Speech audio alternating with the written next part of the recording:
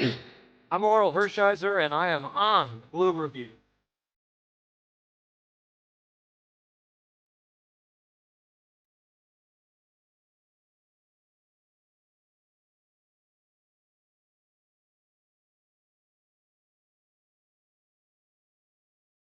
Hey, this is Sean Green. You're watching the Blue Review. Bum, bum, Um, ba-dum, uh, bum, uh, bum. bring. Bring. Another That's a sad sad, morning here on the sad Blue bendy. Review presented by LAX. I'm Marcas Grant. That is Greg Bergman. The Dodgers come up short yet again, lose their fifth one in a row, 5-1, the final score last night against the Chicago Cubs. I think you said it all. I think that pretty much sums it up, Greg. That's what we've been saying for the last 5 days. We'll talk. We're gonna get into all of it. They're gonna be fine. They're just going through a stretch, but man, is it frustrating to watch right now. It's tough. It's a tough watch right now when it comes to the Dodgers.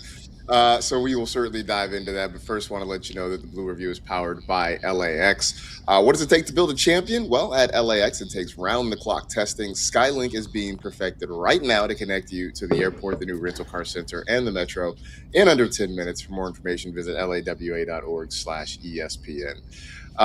Let's start with at least what was semi-positive yesterday. Tarik Skubal makes his Dodger debut, and I thought on the whole was pretty solid. These 6 strikeouts maybe a little bit lower than what you would have anticipated from Tarik Skubal, but just your overall thoughts on his first Dodger start. I thought he looked good. I mean, besides the home run to Dansby Swanson, that was really the only thing that was hit hard off of him. Everything else was a little soft. There wasn't a lot of hard contact. He looked really good. Yes, the 6. There's only 6 strikeouts, but he was getting outs. He was still his pitch count was low when he left after the 6th inning. He was still around 85. I know they were saying on the broadcast he only typically goes into the mid 90s. He doesn't hit 100 very often, if at all. But I thought he looked exactly like what we wanted him to. Maybe a couple little things here and there, but a little bit of nerves. But he went through a long stretch of getting guys out, of not giving up a hit, letting anybody on base. The 2 walks were odd because he doesn't walk a lot of guys. Yeah, but besides that, it was great to just see him in Dodger blue. Look, if you look at him, it also looks very strange. It does look strange. I don't see it yet. It took me a little while with Shohei in Dodger blue. Also, I think I'm feeling the same thing with Scuba. It looks different. I don't know. Yeah. I'm gonna get used to it, and I love it, and it's great. But it's weird. It hasn't. I also think I think it's also because they were wearing the blue jerseys last night, and at least for me, the blue jersey thing hasn't really settled in. I know they've been doing it all year. I know, but it just I'm used to the road grays and the home whites. So the blues are still throwing me a little bit. I think you're absolutely right, because when he was walking out in the blue, I was like, I need to see him in the white. That's when you know when he's in the white. So the blue is. I don't know. I love Dodger blue, but I don't know. There's something there that's just not sitting. It's not feeling right. It's a little too much Dodger blue. The Dodger blue works because it comes in small doses, and you get the red number and either the white or the gray jersey. This is entirely too blue, is I think what it is. Whatever. Okay. I mean, it's a jersey. I get it. But it's a jersey, right? I know. Anyway, I'm with you though. I thought he was really good last night. I held off, but I was gonna jokingly, text you guys 2 walks. What a bum! Let's send him back. But other than that, no, I thought he was good. I thought for the most part, at least I'll say this, early on, the defense behind him was good. And I don't know if it was kind of a welcome to the Dodgers moment, because you had Andy Pages make a really nice catch in the first inning. You had Freddie Freeman in the inning by picking a ball out of the dirt really nicely. You even had Kyle Tucker, I think maybe it was the second inning, that made a nice sliding catch on a ball coming in, which it surprised Jessica Mendoza, it seemed. Hey, wow, Kyle Tucker made a defensive play. And I guess we'll get in later to why I guess that ended up being surprising that he made a defensive play. But early on, it seemed like the defense was really kind of behind him. And, really, as you pointed out, aside from the Swanson home run, I think he was pretty much everything you could have asked him to be yesterday. I mean, he leaves having given up 2 runs in 6 innings, and even, Greg, that second run doesn't happen if Kyle Tucker just makes a play in right field. Yeah, if Kyle Tucker just makes a catch in right field, that really any fielder out there was going to make. I mean, maybe it was a little bit tough, but he just reached up and missed it. It wasn't that like the ball was too far or anything. Like, he just missed the catch. It was fully on, and it's obviously not an error because it didn't hit the glove, but that was fully on Kyle Tucker. And it sucks to, like, I know that the offense was terrible, and he hit a home run, and he had 2 hits in the game. That play changed Tarik Skubal's entire outing. And then there's that massive Baltimore chop that that thing was so high. Yeah, like, there was nothing you can do about that. So, and even Skubal, when after that hit, was like, well, nothing you can do about that. Like, it's fine, but Kyle Tucker, dude, well, and just the good and the bad. Because he misses the ball, but it's like, it was also on a right field that he's familiar with. He played right field in Chicago all year last year. So, like, I don't know, maybe you kind of forget, but you don't totally forget, what's going on out there. And it completely changed the game, because then all of a sudden you got second and third with nobody out. Right. And Skubal, to his credit, very nearly got out of it. I mean, he gets the ground ball to Tommy Edman, who gets the out at home. Then you get a ground ball to short to get another out, and then the Baltimore chop happens and the run scores. And so I don't know. Should have been out of the inning. Should have been out of the inning. Skubal, I thought, looked really good yesterday. I'm encouraged about what I saw. I think that part is going to be just fine. The part that right now is a little worrisome, 2 things are worrisome. One, the bullpen, which has been in an extended struggle right now. In fact, I think over the last month they have maybe the worst or one of the worst bullpens in Major League Baseball. I know yesterday, Greg, some of it was like Edwin Diaz was just coming in to work on stuff. When I saw Diaz come in, I'm like, well, he's going to give up at least 1 run. And then he gave up a bomb. Jack Dreyer's still just trying to figure himself out. I think Evan Phillips is still working through stuff. But the bullpen has been bad for the last several weeks now. I mean, at this point, even Vezia, when he came in, he gave up a run. Yeah. So I don't know Marcus, if you had tried to put a trust tree together, just for you, or as Clint Pasillas called it, because I was on All Dodgers with Clint Pasillas last night, he called it a confidence cactus, which I thought was very funny. Who's at the top of your trust tree? Like, is there anybody? Tanner Scott? Is that what Scott's we had? still there. He allowed some runners in from on Monday. So Tanner Scott's probably there at the top of the trust tree, or the confidence. The confidence cactus sounds prickly and uncomfortable. I don't know if I want to sit in the confidence cactus, but I would hope you wouldn't want to sit in the confidence. I know Morales probably would want to sit in the confidence cactus. Like, it feels like it'd be uncomfortable, right? You're picking thorns out of your butt the whole time. Tanner Scott's at the top. After that, I don't know. It's sort of up for grabs at that point, Everybody that comes in, like, this guy's going to give up a run. Will Klein on the eye, but he would give Edgardo Henriquez is going to give up 4 runs. It doesn't really matter. Evan Phillips, like you said, there's not somebody in this bullpen right now that is trustworthy, and it's starting to feel like it did last year, because at this point last year the bullpen was an absolute disaster, just like it is now. And look what happened when you got into the postseason. You didn't even use your bullpen. We came up with the piggyback plan because you had no bullpen. Because you had no bullpen. And it feels like, as much as we went out to try to fix it, and it looked so good for most of the season. I get it's August, and it's like it's the dog days, and everybody's a little bit overworked. I'm sure that most of them will figure themselves out. But man, it is just a rough. Like, no matter who goes out there, I'm like, well, this lead's gone. Whether they have the lead, they haven't had it in quite some time.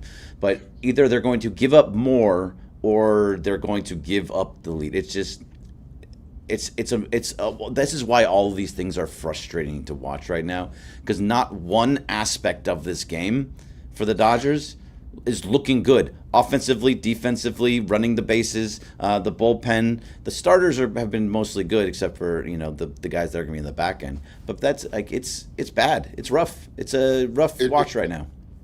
It really is a rough watch right now. It's everything is sort of going wrong with this team. And you mentioned the offense, because last night the offense was a problem, right? They scored the one run on the home run by Kyle Tucker. They can't really generate anything else. When they get a guy on base, they hit into a couple double plays, which, by the way, that is driving me to drink on a regular basis. Just watching this team hit into 6-4 threes or 5-4 threes all day long. A couple more last night, so they just couldn't generate anything. And look, yes, like we said at the start of the show, it is a bad stretch. This is not some sort of crumbling of the Dodgers. I mean, everybody's kind of hit a bad patch at the wrong time. What is frustrating about it to me, on top of just the losing, is one, it has sort of come at a time when everybody had declared, as of a week ago, that the Dodgers were never going to lose again, and baseball sucks, and we should all stop watching, and now we're all going to turn our attention. Now soccer's going to become huge because everybody's going to quit on baseball because the Dodgers have ruined it. Now having to hear the chirping about that is a little annoying. The other part of that has frustrated me, Greg, over the last week or so is that the other teams they have played, like when you talk about the Red Sox and the Cubs, like, granted, those teams have been hot coming in and the Dodgers are not playing well, so that's part of why you're seeing this.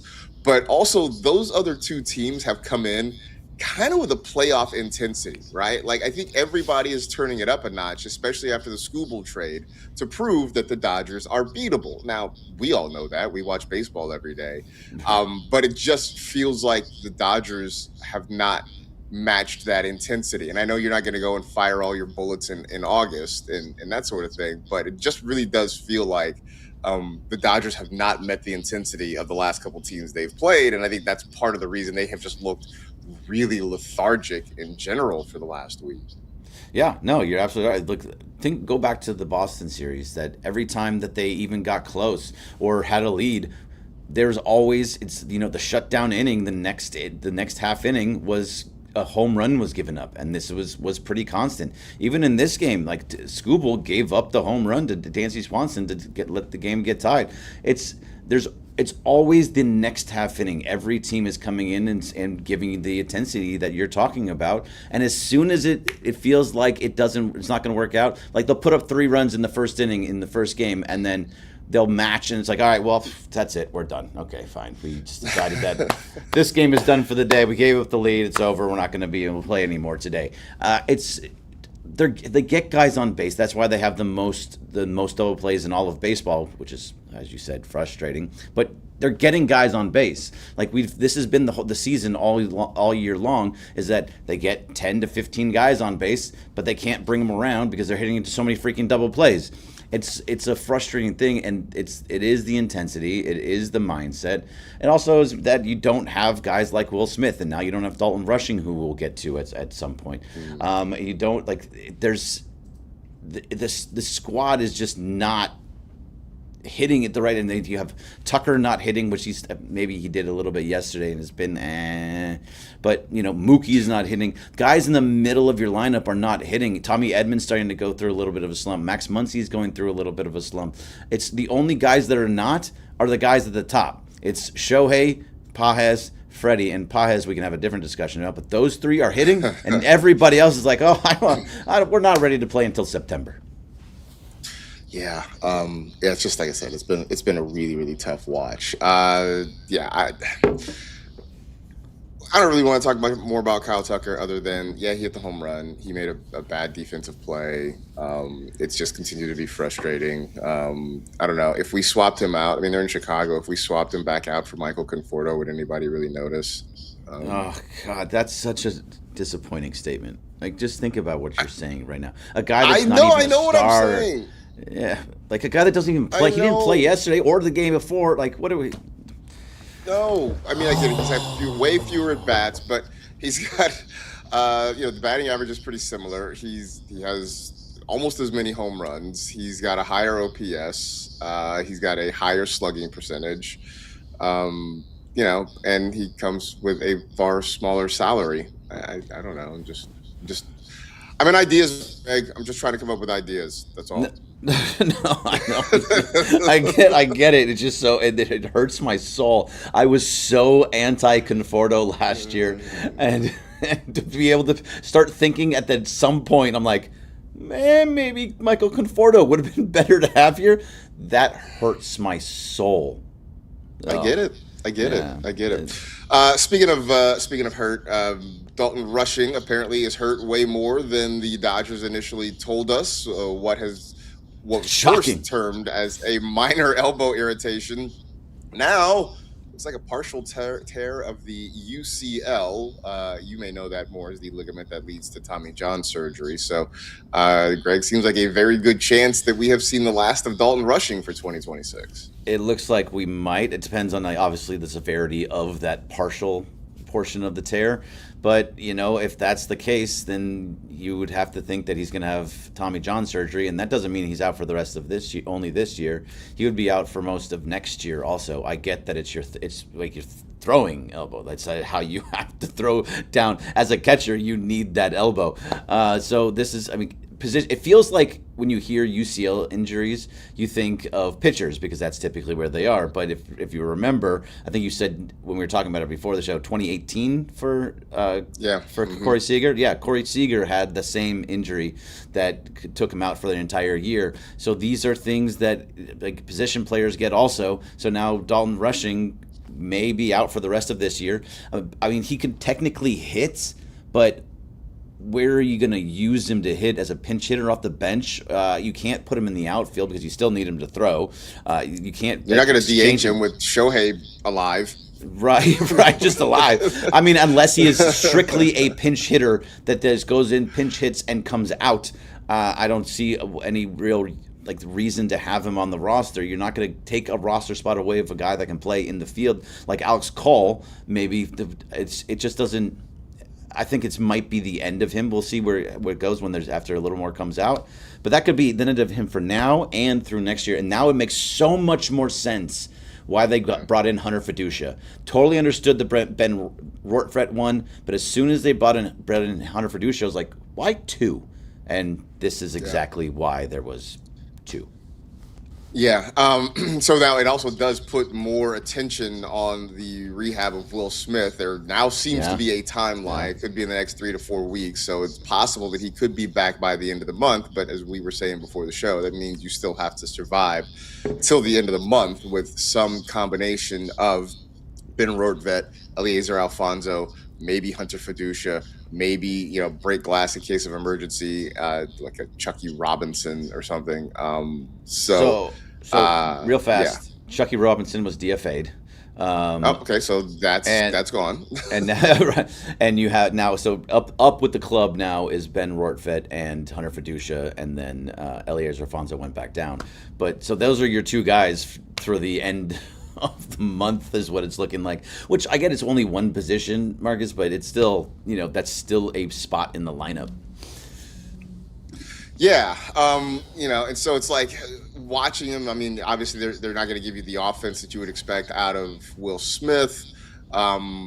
Defensively, I think they just need to be good enough. And part of it is just managing this pitching staff and seeing how they can do that, if they're able to do that kind of effectively. So it's a big deal, right? Not having Dalton Rushing, who was starting to get comfortable with all these pitchers, kind of settle in there. So you really do have to figure out what happens for the next several weeks until Will Smith is back. And fingers crossed that everything stays on track, because it seems like every time he makes progress, something happens and there's a setback. So they're running out of time for setbacks. So at some point, they kind of need to get him back ramped up again and getting ready to go for the remainder of the season. I'm trying to think, did I have something else? I don't know if there's anything else about the last few days. I think that we want to the moan about for a little bit. No, it's not moaning. It's now it comes down to what's going to happen today at 11:20 because they have a day game today. And guess who's on the mound, Marcus? The real true stopper. The real stopper. The undefeated, and when he plays, the team is undefeated. Eric Lauer, because that's what we were saying at the beginning of the year. Eric Lauer was going to save us from a 5-game losing streak.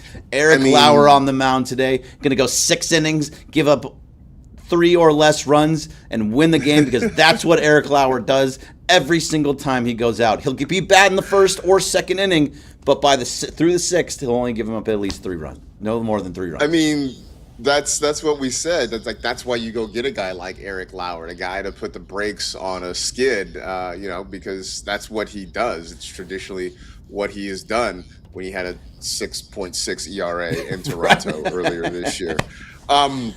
This is going to really test that streak, right? Yeah, I mean, this is going to be the real measure of how strong the power of Eric Lauer is, to see if he can, slow down a Chicago offense that has been hot. So last night, Dansby Swanson hits the home run. He had a couple hits the night before. Dansby Swanson oscillates between either like surefire, unanimous first ballot Hall of Famer to, dude, have you ever played this game before? Like those are the two extremes with Dansby Swanson at home plate. Right now, he's in the first ballot Hall of Famer mode. But in a week, he could be like 0 for 27 with like 16 strikeouts. Like I don't get it with him. He's just super streaky like that. So if I didn't think I'd be saying this, at any point this year, if Eric Lauer can quiet Dansby Swanson, the Dodgers might be in a good position to win today. Yeah, I mean, to your point, they were saying he was 0 for 21 coming into the series. He could not find a hit, just like Jarren Duran was not able to find a hit when it came to the Red Sox, and he went nuts against this team. And then now Dansby Swanson does. And by the way, Duran hit another home run yesterday. So the Dodgers just get guys hot apparently because they want to show what they can do. And Dansby Swanson is just another one of like, hey, okay, I'm hot again. Look at that. Dude. Rob Refsnyder with the Mariners hadn't hit for anything, right? He gets a couple hits. He got DFA'd yesterday. Right. But he found it against the Dodgers. So, I mean, you're going to get the best. Like when you're playing the Dodgers, you're going to get your best effort from the other team every single time, and that's understandable, especially now with ruining baseball, which is so freaking stupid. But yeah, like you're gonna get the same thing every time, and this is now the only thing that I'm not worried about, but like kind of looking at that. What was it? It was like a 14-game lead in the division, and now it's 9. It's down to 9. Yeah, it's single digits now, and you're like, well, yeah. The good news about that though is that after they leave Chicago today, they do go to Arizona, so they have a chance to pump that back up, or go the other way. Let's not think about that. Yeah. Let's not think about it. Let's believe that it'll be back to double digits by the time the weekend is out and that sort of thing. I mean, I know we'll be back here the next couple of days, but by the time we reconvene on Monday, let's fingers crossed, hope it leads back to double digits and there. I believe in the power of Eric Lauer. The power. You know what? The power of Lauer. We should get that on T-shirts. The power of Lauer power. Lauer power. We should put it on T-shirts. We should do it quickly because chances are he may not be here next season. So if you're gonna cash in on that, you should probably look that hashtag Lauer power. I love that. Let's do it. For today, it's Lauer power. All right. Today it's Lauer power. All right, stick around. The Sedano and Cap Morning Extravaganza coming up right after we are done here. Appreciate everybody in the chat for hanging out with us. I did see a lot of your comments. I couldn't quite get to them as I was doing things here, but know that I saw them and read them. And no, that is not a real plant back there. Somebody asked if that's a real. I have a lot of real plants here. That one's not one of them. It looks nice and full. Anyway. Thank you. It does. Thanks to Carlo for production assistance. But that'll do it for this edition of the Blue Review presented by LAX. For Greg, I am Marcus. We'll see you tomorrow, 6:30 to 6:55 here on the ESPN LA YouTube channel. Tip. Tip. The blue review. The blue review. Lauer power. Lauer power.